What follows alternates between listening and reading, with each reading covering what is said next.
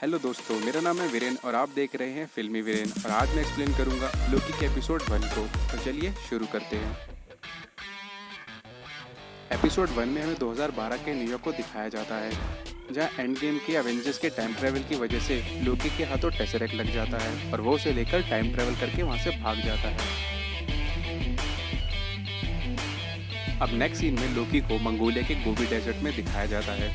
अब ये डेजर्ट वाला सीन हम एमसीयू में पहले भी देख चुके हैं। आयरन मैन 1 में डेजर्ट वाले सीन के बाद ही टोनी के कैरेक्टर में चेंजेस आते हैं और वो खुद को एज अ हीरो स्टैब्लिश करता है।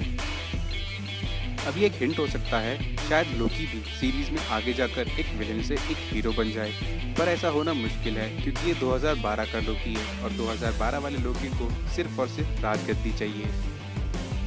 Back to the story. तभी वहाँ एक टाइम पोर्टल खुलता है जिससे कुछ सोल्जर्स बाहर आते हैं जो खुद को TVA यानी टाइम वेरिएंट अथॉरिटी से बताते हैं। तभी एक सोल्जर जिसका नाम हंटर B-15 है लोकी पर हमला करती है और उसके गले पर एक टाइम ट्विस्टर डिवाइस को सेट करती है।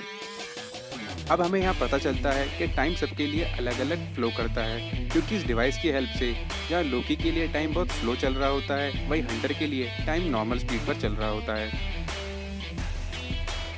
इसके बाद हंटर वहाँ एक टाइम रीसेट डिवाइस को सेट करती है और लोकी को टेसरेक्ट के साथ लेकर वापस TVA अथॉरिटी पहुँच जाती है। TVA पहुँचने पर हंटर टेसरेक्ट को अथॉरिटीज़ को देती है और लोकी को आगे की इन्वेस्टिगेशन के लिए नेक्स्ट लेवल्स पर भेजा जाता है। यहाँ लोकी को एक टाइम सेल्फी लेनी होती है जिससे वो प्रूव कर सके कि वो एक रोबोट नहीं है।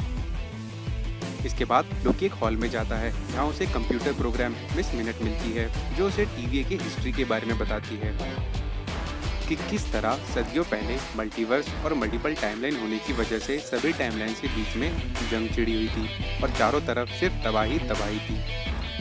अब इस सबको देखते हुए 3 टाइम कीपर्स सामने आते हैं और सभी टाइमलाइंस को मर्ज करके एक सेक्रेट टाइमलाइन को बनाते हैं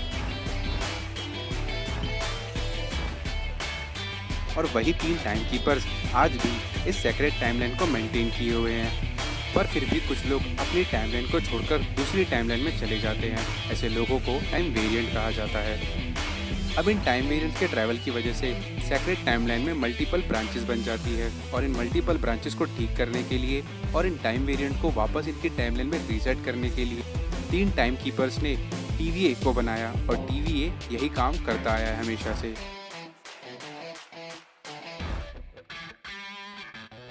नेक्स्ट सीन में हमें 1549 का टाइम दिखाया जाता है और जगह होती है फ्रांस का एक चर्च, जहां ऑफिसर मोबियस अपनी टीम के साथ एक क्राइम सीन को इन्वेस्टिगेट कर रहा है। यहां कुछ डेड बॉडीज पड़ी हैं और ये डेड बॉडीज TVA के मिनटमैन्स की हैं। कोई सीक्रेटली TVA के मिनटमैन्स को हंट कर रहा है जिसे TVA ढूंढ रहा है। इसके बाद मोबियस को चर्च में एक बच्ची दिखती है। उससे पर चर्च में क्या हुआ था वो डेविल की फोटो की तरफ इशारा करती है। साथ ही कबलुई नाम की कैंडी का एक पैकेट वो मोबियस को दिखाती है। मोबियस ये देख के समझ जाता है कि ये इस टाइमलाइन का नहीं है और उसे फॉरेंसिक भेजता है एनालिसिस के लिए।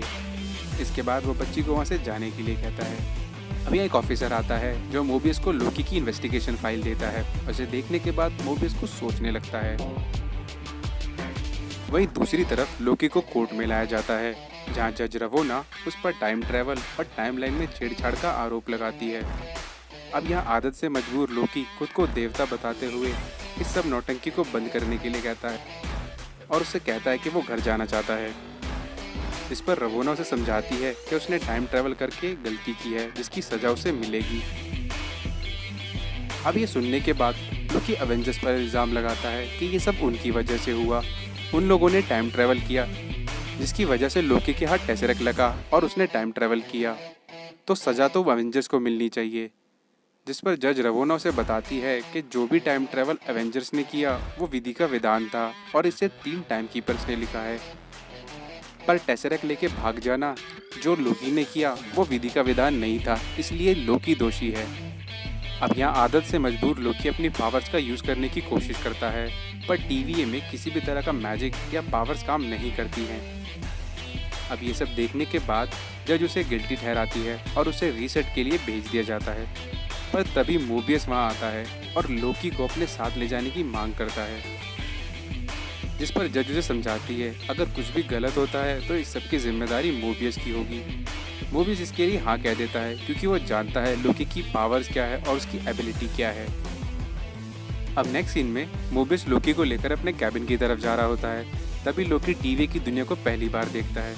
उसे लगता है यहाँ मैजिक काम नहीं करता, पर यह दुनिया किसी जादुई दुनिया से कम नहीं है। अब कैबिन में पहुंचने पर मोबियस लोकी से कहता है कि वो कुछ सवाल जवाब करेगा और वो चाहता है कि लोकी सभी सवालों के जवाब ईमानदारी से दे, क्योंकि वो जानता है लोकी झूठा और धोखेबाज है। मोबियस लोकी से पूछता है आखिर वो क्या चाहता है, वो यहाँ से वापस जाने के बाद क्या करेगा, जिस पर लोकी उसे सीधा जवाब देता है कि वो जाकर सीधा मिडगार्ड का राजा बनेगा। मिडगार्ड यानी अर्थ, उसके बाद एसगार्ड का और फिर बाकी 9 रियासतों का। इस पर मोबियस लोकी को ताना मारते हुए कहता है कि सिर्फ मिडगार्ड और एसगार्ड ही क्यों, वो पूरे ब्रह्मांड का राजा बन सकता है। पर ऐसा कभी होगा नहीं, क्योंकि लोकी शैतानियों का देवता है। वो सिर्फ लोगों को तंग करना जानता है, उन्हें मारना जानता है और अवेंजर से हारना। वो हमेशा हारता आया है, तो इसलिए वो कभी राजा नहीं बन सकता, क्योंकि यही उसकी किस्मत है। अब मोबियस लोकी को अपनी फेवरेट क्लिप दिखाता है जिसमें लोकी डीबी कूपर बना होता है। दोस्तों, डीबी कूपर अमेरिकन हिस्ट्री में रियल में एग्जिस्ट करता है। डीबी कूपर नाम के एक आदमी ने 1970 में एक प्लेन को हाईजैक किया, 2 करोड़ अमेरिकी डॉलर्स की फिरौती ली और फिर उड़ते प्लेन से गायब हो गया, जिसका आज तक कुछ नहीं पता। मार्वल सिनेमैटिक यूनिवर्स में लोकी को as a DB Cooper represent किया गया है। अब इस क्लिप को देखने के बाद लोकी मोबियस को बताता है कि ये सब उसने थॉर से शर्त हारने पर किया था, पर जब वो ये सब कर रहा था तब टीवीए कहाँ थी, तब टीवीए ने उसे क्यों नहीं रोका। जिस पर मोबियस उसे बताता है ये सब नॉर्मल था और टीवीए वहीं थी। अब यहाँ लोकी मोबियस से खुद को देवता बताते हुए कहता है कि वो जो भी करता है अपनी मर्जी से करता है, उसका भविष्य उसके हाथ में है, किसी टीवीए के हाथ में नहीं है। अब यहाँ मोबियस लोकी को एक क्लिप दिखाता है जिसमें लोकी एसगार्ड की जेल में होता है, ना कि टेसरेक्ट लेके टाइम ट्रैवल करता है।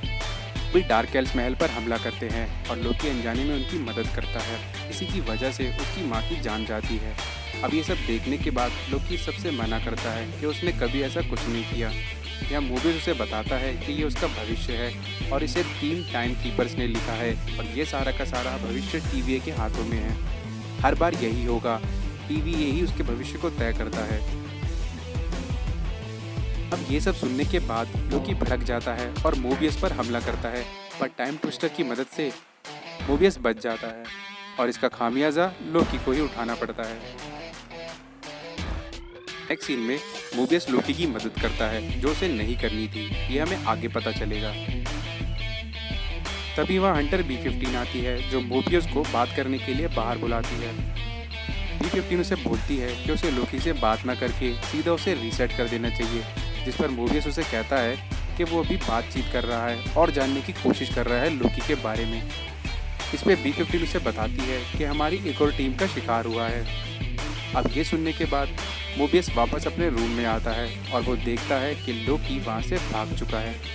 दरअसल जब मोबियस लोकी की मदद कर रहा था तब लोकी ने मोबियस की जेब से टाइम ट्विस्टर का रिमोट निकाल लिया था और उसी की मदद से वो यहाँ से भागने में कामयाब हुआ।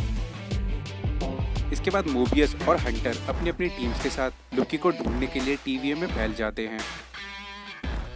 वहीं दूसरी तरफ लोकी केसी के पास जाता है और उससे टेसरेक्ट मांग करता है। लोकी के डराने पर केसी मान जाता है और उसे टेसरेक्ट देने के लिए तैयार हो जाता है। अब टेसरेक्ट लेते वक्त लोकी की नज़र ड्रॉर में पड़े इन्फिनिटी स्टोन्स पर जाती है और यहाँ मल्टीवर्स के इन्फिनिटी स्टोन्स होते हैं, जिन्हें देखने के बाद लोकी थोड़ा शॉक होता है और केसी से पूछता है इनका यहाँ क्या काम है, जिस पर केसी उसे हंसते हुए बताता है कि ये पेपर वेट से ज़्यादा यहाँ कुछ नहीं है। अब ये सुनने के बाद लोकी समझ जाता है कि टीवीए में ना तो टेसरेक्ट की और ना ही इन्फिनिटी स्टोन्स की कोई औकात है, यानी कि टीवीए इनसे भी बहुत ज़्यादा ताकतवर है। तभी वहाँ हंटर अपनी टीम का आती है और लोकी पर हमला करती है, पर टाइम ट्विस्टर की मदद से लोकी वहाँ से टेलीपोर्ट हो जाता है और सीधा उसी वीडियो रूम में पहुँचता है। रूम में पहुँचने पर लोकी प्रोजेक्टर ऑन करता है और अपने भविष्य की क्लिप्स को देखना शुरू करता है, जिसमें वो देखता है अपनी माँ की मौत, अपने पिता ओडिन को और साथ ही अपने भाई थॉर को। अब वो ये सब देखने के बाद थोड़ा इमोशनल हो जाता है। और लास्ट क्लिप में वो देखता है थैनोस के हाथ अपनी मौत को, जिसे देखकर वो थोड़ा शॉक हो जाता है। तभी वहाँ अचानक से हंटर आती है जो लोकी पर हमला करती है, पर लोकी इस बार हंटर पर भारी पड़ता है और अपने गले से टाइम ट्विस्टर डिवाइस को हटाकर वो हंटर के गले पे लगा देता है और उसे वहाँ से टेलीपोर्ट कर देता है। अब इसके बाद लोकी रूम में बहुत ही शांत बैठा होता है और वो समझ चुका होता है कि TVA की पावर्स क्या है, और साथ ही वो अपनी टाइमलाइन में वापस नहीं जा सकता, क्योंकि वो अपनी टाइमलाइन में वापस गया तो अपनी माँ की मौत का कारण बनेगा और साथ ही थैनोस के हाथों मारा जाएगा। तभी वहाँ रूम में मोबियस आता है जो लोकी को शांत बैठा देख समझ जाता है कि लोकी को TVA के पावर्स के बारे में समझ आ गया है। इसके बाद मोबियस लोकी से मदद मांगता है। वो उसे बताता है कि एक भगोड़ा वेरिएंट है जो हमारे मिनटमैन्स को हंट कर रहा है। अब ये सब सुनने के बाद लोकी मोबियस से पूछता है कि उन्हें उसी की मदद क्यों चाहिए, जिस पर मोबियस उसे बताता है कि वो भगोड़ा वेरिएंट कोई और नहीं बल्कि लोकी ही है। अब ये सुनने के बाद लोकी थोड़ा शॉक होता है और उसे कुछ समझ नहीं आता और ये सीन यहीं खत्म हो जाता है। नेक्स्ट सीन में हमें 1858 का सेलिना दिखाया जाता है, जहाँ एक फील्ड में TVA के सोल्जर्स कुछ इन्वेस्टिगेट कर रहे हैं। उन्हें वहाँ एक मॉडर्न शॉवर्ड मिलती है, जिसकी जांच करने पर उन्हें पता चलता है कि भविष्य से है। साथ ही फील्ड में चारों तरफ पेट्रोल बिखरा होता है। अब ये सब देखने के बाद उनका लीडर उनसे कहता है शायद क्या तो टाइम मशीन लग गई है और कोई बेवकूफ़ पैसा बना रहा है। सीन को रीसेट करके चलने के लिए कहता है। तभी एक सोल्जर की नज़र एक आदमी पर पड़ती है। उसकी तरफ बढ़ने से पहले ही वो आदमी फील्ड में आग लगा देता है और सभी सोल्जर्स को उस आग में जला के मार देता है। इसके बाद वो उनका रीसेट रिमोट लेकर वहाँ से चला जाता है और ये एपिसोड यहीं ख़त्म हो जाता है। आई होप दोस्तों आपको मेरी एक्सप्लेनेशन अच्छी लगी होगी। चैनल को सब्सक्राइब करने के लिए, वीडियो को लाइक और शेयर करने के लिए आपका बहुत बहुत थैंक यू। मैं मिलूँगा आपसे नेक्स्ट वीडियो में।